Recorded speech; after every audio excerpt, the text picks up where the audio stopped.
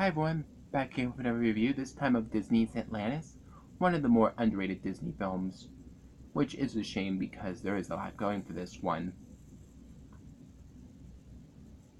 To give you some idea, the early 2000s weren't a very good time for Disney.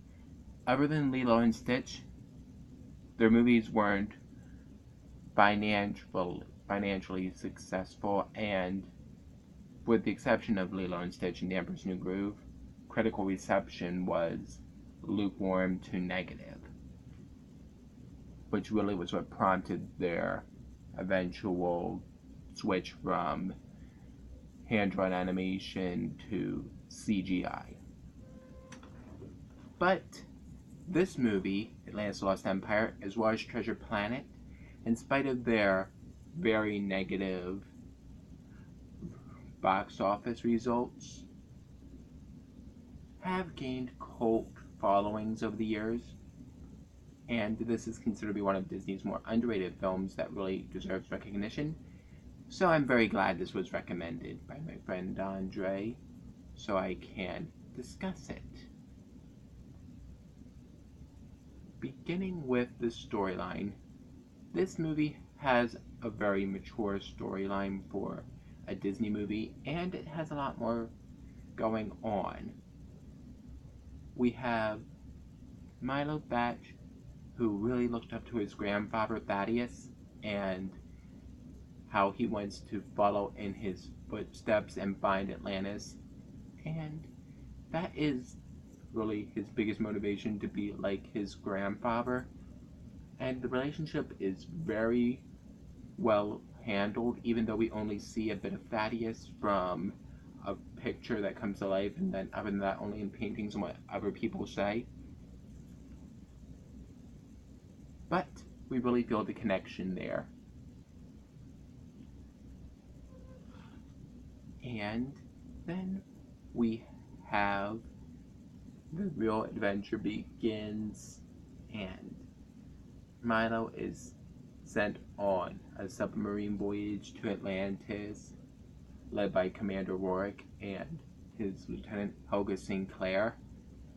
And with the Shepherd's Journal, a book with native languages of Atlantis, he is going to help them find Atlantis, and then he interacts with all the characters on board who all have their own backstories. That's one good thing about this movie. It does the right amount of backstory.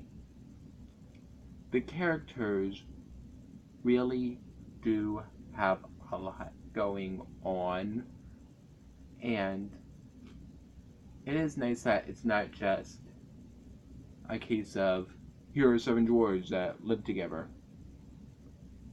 Here's a character who, whatever. There's actual backstory as to how each of them joined the team, and it really fuels their motivations as it goes on, and all of those backstories turn out to be very important for each character that's given one. But at no time does it ever take away from Milo's storyline or the adventure. In fact, they're probably major contributors to how each character fits into the story, and that without them, none of them would actually be in this story, really. So that's really a plus for the movie. And there's plenty of great action sequences. An attack of the Leviathan, first encounters with Atlanteans, and then the climax, all are some very exciting Disney moments. Now, this movie isn't as much for little kids.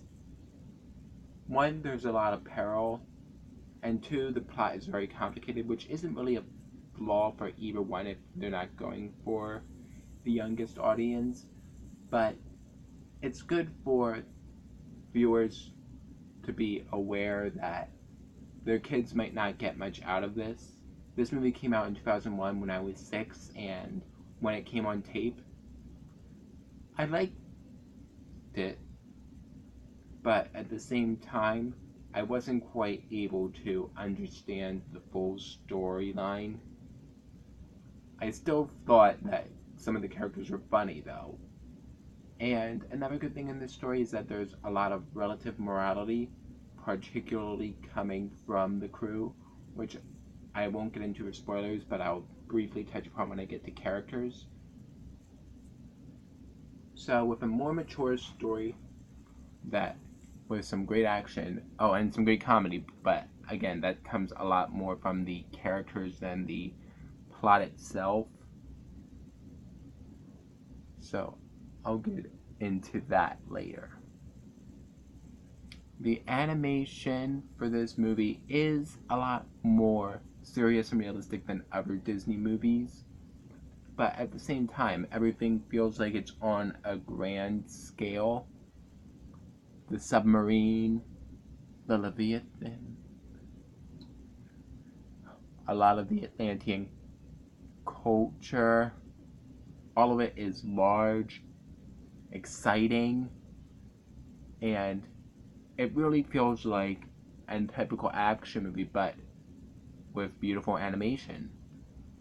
And the characters are more realistically animated and very well detailed. At one point, when Princess Kid is pleading with her father to let the Voyagers see their city, we actually see that part right there at the opening. Very detailed, which is not surprising for Disney with how much talent they have and how much they care about details. So there's definitely that.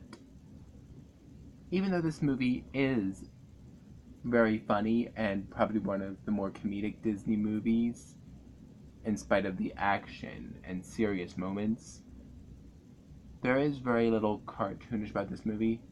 Even animals like Milo's cat are done very realistically,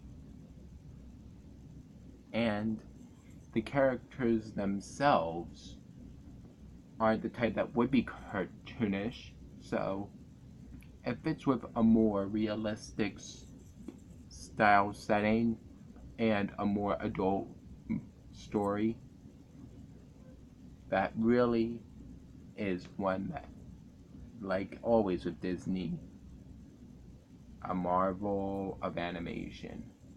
Now we're on to the characters. The characters are probably the biggest highlight for this movie. Like I said before with the story and the animation, this movie is pretty funny in spite of its more serious themes. And there aren't really sequences that are comedic, like a chase scene with animals or zany off the wall humor, Emperor's New Groove, or cartoonish animation like Alice in Wonderland. No. For this movie, comedy completely comes from characters. No animation to really help it. And as such, it really works in that regards. And the characters also have plenty of depth to them as well. Beginning with Milo, as I said before, he's motivated a lot by his love for his grandfather and how much admiration and respect he has for him. And their connection is just one that you wish you had with your grandpa if you weren't lucky enough to have a grandpa that was like that. And we also see how much he is excited by all the ancient civilization about him.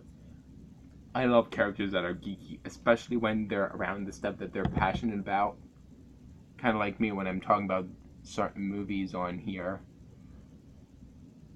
And it's just so much fun to watch him do that, and I can identify with that aspect of him. And at the same time, he is a little nerdy and unsure. Really, he's a complete difference from the typical Disney hero that has to be strong and confident and sure. It's nice to have one that's slender, not particularly physically strong, and very lacking in confidence, and that his real strength is his intelligence as well as his sense of morality. That really sets him apart from Disney princes. On to Kita. Disney has strict criteria for what counts as a princess for them. Unless you're Mulan, when they're going to make new rules because everybody loves your movie. Not saying hate Mulan, love her. But here are the rules. You have to be born royalty, marry into it, or perform a great act of heroism, aka how they can get Mulan into the mix. But here's the problem.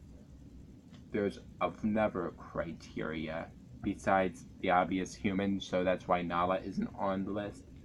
Your movie has to have been successful. This movie was not a financial success, as I previously stated. In fact, it was the opposite.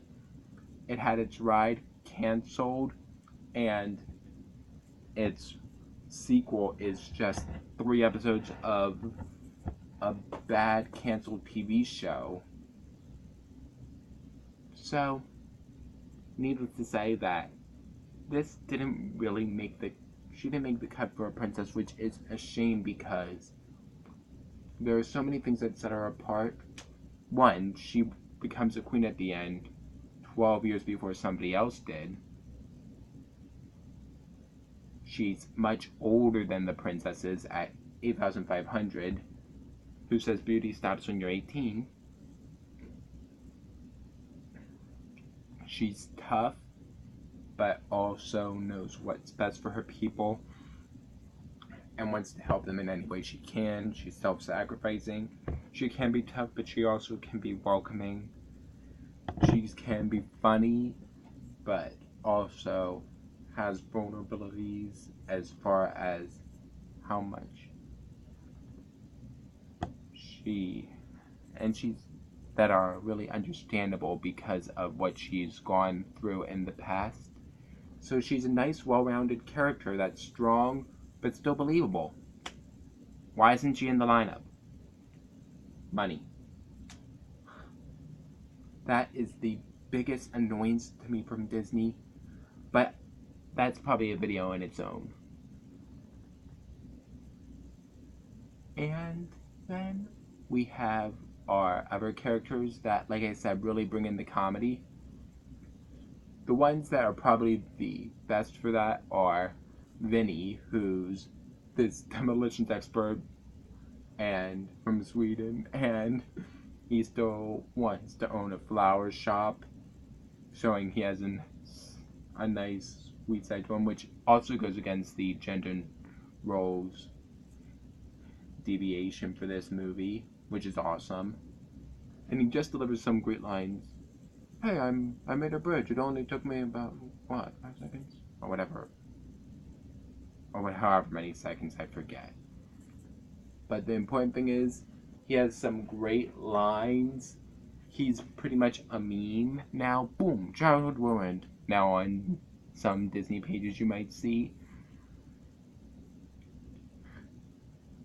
He's probably the most popular character in the movie.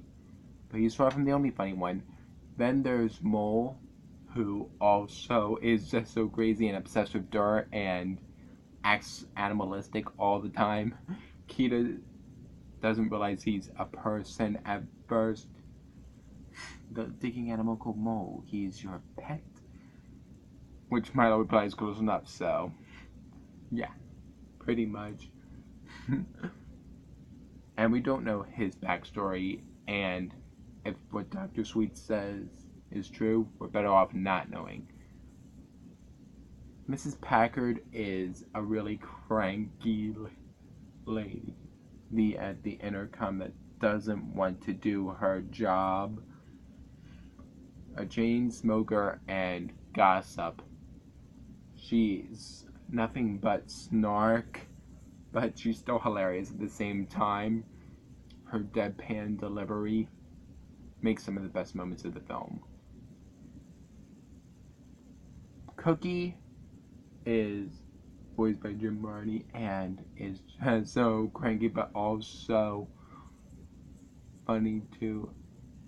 And he has no idea how much people dislike his food and calls it different names. And there are moments when he gets a little on the grumpy side, like when he's upset about the food that Helga's provided for him to cook with. Lettuce, lettuce. That was what cracked me up the most when I saw this as a kid. The way he said lettuce. Audrey is another great girl role model. She had a father that wanted sons, but when he got daughters, he just taught them what he would have taught his sons, leading her to become a very young mechanic, a teenager, but still knows more about engines than people twice her age. So she's another great character and is one that really does have loyalty to Milo, even at the worst of times. Then there's Dr. Sweet, probably the nicest character in the movie, besides Milo himself. He's really the first to be outright kind to Milo, and he's also provides some great lines. Can solve for a femur in 28 seconds. I'm thinking I can cut that time in half. Oh my gosh. And then we have Helga St. Clair, an femme fatale type character, and Rorik's second in command.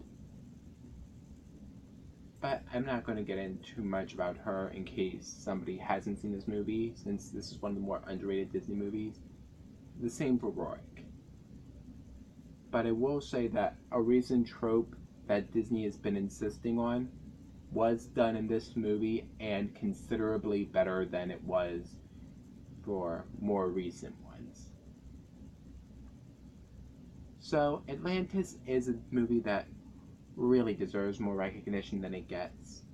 With a great, more adult storyline with mixes action with humor, fun characters, and some gorgeous animation, definitely worth checking out. As always, please leave a movie you want me to review in the comment section below. And why not we bring back questions that for you, the viewers. What Disney movies do you believe deserve more recognition than they've gotten in the past? Until then, see you next time. Bye.